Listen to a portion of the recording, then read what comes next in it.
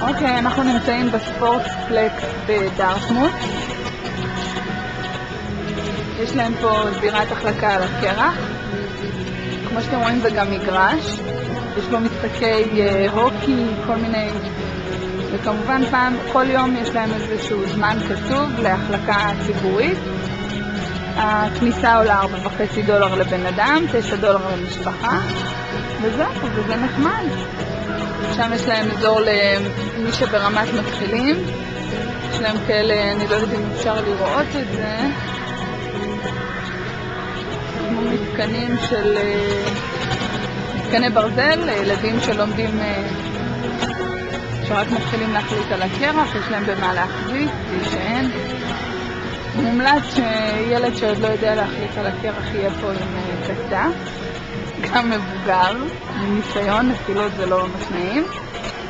זהו, כיף חיים.